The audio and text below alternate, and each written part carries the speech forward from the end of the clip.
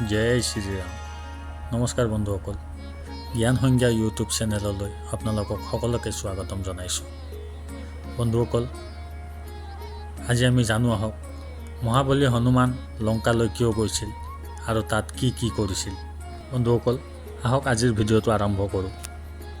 যেতিয়া প্ৰভু শ্ৰী ৰামচন্দ্ৰই সীতা দেৱীৰ সন্ধান পাবলৈ অসমৰ্থ হৈছিল, সেই সময়ত ৰাম কাজৰ সকলো দায়িত্ব মহাবলী হনুমানে লৈছিল আৰু অৰণ্যৰ সকলো ঠাইতে সীতা দেৱীৰ সন্ধানত ঘূৰি ফুৰিছিল আৰু অৱশেষত দক্ষিণ ভাৰতৰ সমুদ্ৰৰ ওচৰত থকা ঠাই এটাত গৈ উপস্থিত হৈছিল আৰু সেই ঠাইত গৈ জটায়ুৰ ডাঙৰ ভাই সম্পত্তিৰ মুখৰ পৰা জানিব পাৰিছিল যে দেৱী সীতাক দশানন ৰাৱণে হৰণ কৰি সমুদ্ৰৰ ওপৰেৰে লংকালৈ লৈ গৈছে।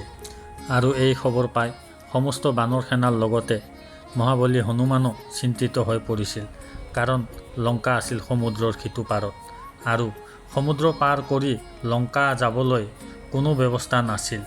যেতিয়া জামুণ্ডে হনুমানক তেওঁৰ বল বুদ্ধি আৰু জ্ঞানৰ বিষয়ে অৱগত কৰাইছিল, তেতিয়াই মহাবলী হনুমানে শ্ৰীৰাম ধ্বনিৰে তেওঁৰ শৰীৰৰ বিশাল ৰূপ ধাৰণ কৰি আকাশ মাৰ্গেৰে লংকালৈ বুলি যাত্ৰা আৰম্ভ কৰিছিল। মহাবলী হনুমান পৱন পুত্ৰ হোৱাৰ বাবে তেওঁ উৰিবও পাৰিছিল আৰু এনেকৈ হনুমানে আকাশ মাৰ্গেৰে অতিক্ৰম কৰি গৈ থাকোঁতে সমুদ্ৰৰ মাজভাগত চুৰচা চিমহিখা নামৰ এনেকুৱা বহুতো ৰাক্ষসীৰ মুখামুখি হৈছিল আৰু এই সকলোবোৰকে লংকাৰ সুৰক্ষাৰ বাবে দশানন ৰাৱণে নিয়োজিত কৰিছিল। এই সকলোকে পৰাস্ত কৰি অৱশেষত হনুমান লংকাত উপস্থিত হৈছিল আৰু লংকা দেখি হনুমান আচৰিত হৈ পৰিছিল, কাৰণ সম্পূৰ্ণ লংকা আছিল সোণৰ, যাৰ বাবে অত্যন্ত সুৰক্ষা বাহিনী নিৰীক্ষণ হৈ আছিল আৰু ইমানবোৰ সুৰক্ষা বাহিনী থকাৰ বাবে লংকাৰ ভিতৰলৈ প্ৰৱেশ কৰাটো হনুমানৰ বাবে অত্যন্ত কঠিন হৈ আছিল। কিন্তু হনুমানে তেওঁৰ উপস্থিত বুদ্ধিৰ দ্বাৰা তেওঁৰ শৰীৰৰ অতি ক্ষুদ্ৰ ৰূপ ধাৰণ কৰি সুৰক্ষা কৰ্মীসকলৰ দৃষ্টিত নপৰাকৈ লংকাৰ প্ৰৱেশ দুৱাৰত উপস্থিত হয়। কিন্তু লংকাত আটাইতকৈ শক্তিশালী লংকেনী নামৰ ৰাক্ষসী এজনী আছিল, যাক সম্পূৰ্ণ লংকাৰ সুৰক্ষাৰ বাবে ৰখা হৈছিল, যাৰ দৃষ্টিৰ পৰা বাচি লংকালৈ মাখি এটাও প্ৰৱেশ কৰিব পৰা নাছিল। আৰু এই লংকেনীও মহাবলী হনুমানৰ হাতত পৰাস্ত হৈ লংকা এৰি অৱশেষত গুচি যায়। আৰু যেতিয়া হনুমান লংকাৰ ভিতৰত প্ৰৱেশ কৰি সীতা দেৱীৰ সন্ধানত ঘূৰি ফুৰিছিল, সেই সময়ত শ্ৰীহৰি বিষ্ণু ভক্ত বিভীষণক লগ পাইছিল আৰু বিভীষণ আছিল দশানন ৰাৱণৰ কনিষ্ঠ ভাতৃ আৰু বিভীষণৰ মুখেৰে গম পাইছিল মাতা সীতা দেৱীক অশোক বাটিকাত ৰখা হৈছে।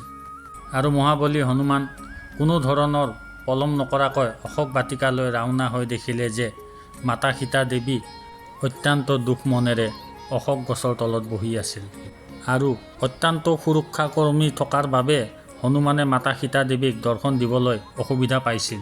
সেইবাবে হনুমানে তেওঁৰ শৰীৰৰ অতি ক্ষুদ্ৰ ৰূপ ধাৰণ কৰি মাতা সীতা দেৱীক দৰ্শন দিয়ে আৰু মাতা বুলি সম্বোধন কৰি প্ৰণাম কৰে।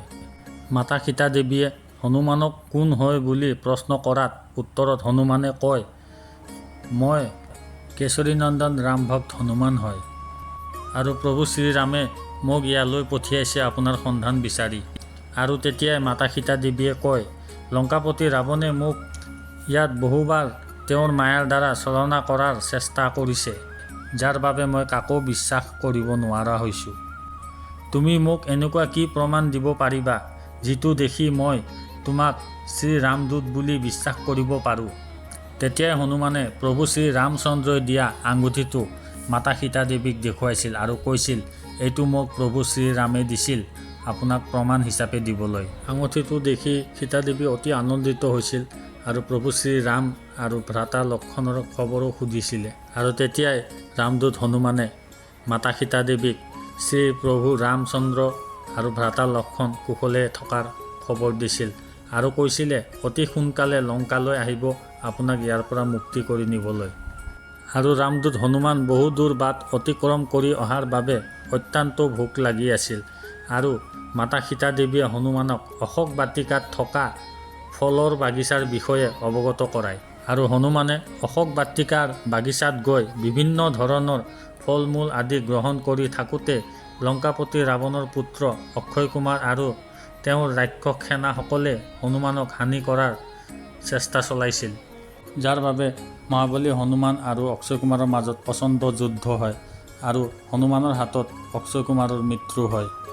আৰু তেতিয়াই ৰাৱণৰ জ্যেষ্ঠ পুত্ৰ মেঘনাদ তেওঁৰ সমস্ত সেনাবাহিনী লৈ অশোক বাটিকাত আহি মহাবলী হনুমানক বন্দী বনাই লংকাপতি ৰাৱণৰ ৰাজমহললৈ লৈ যায়। নানান ধৰণৰ অপমানিত কৰা হৈছিল আৰু সকলোৱে মহাবলী হনুমানক মৃত্যুদণ্ড দিয়াৰ আহ্বান জনায়। আৰু তেতিয়াই লংকাপতি ৰাৱণৰ কনিষ্ঠ ভাতৃ বিভীষণে কয়, হনুমান দূত হৈ লংকাত সংবাদ লৈ আহিছে আৰু এজন দূতক এনেকৈ মৃত্যুদণ্ড দিয়াটো উচিত নহয়। গতিকে তেওঁক মৃত্যুদণ্ড নহয়, অন্য এনেকুৱা দণ্ড দিয়ক যাতে লংকালৈ দ্বিতীয়বাৰ কোনোৱে মূৰ উঠাই চাবলৈ চিন্তা কৰে যেন। আৰু তেতিয়াই লংকাপতি ৰাৱণে নিৰ্ণয় কৰিলে যে এই ৰামদূত হনুমানৰ নেজত কাপোৰ বান্ধি তেল ঢালি অগ্নি সংযোগ কৰা যাক।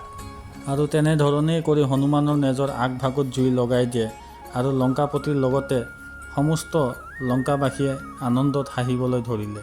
কিন্তু মাতা সীতা দেৱীয়ে অগ্নিদেৱৰ তপস্যা কৰি এই জুইৰ সকলো তাপ নিজৰ শৰীৰত ধাৰণ কৰি লোৱাৰ বাবে এই জুয়ে হনুমানক কোনো ক্ষতি কৰিব পৰা নাছিল।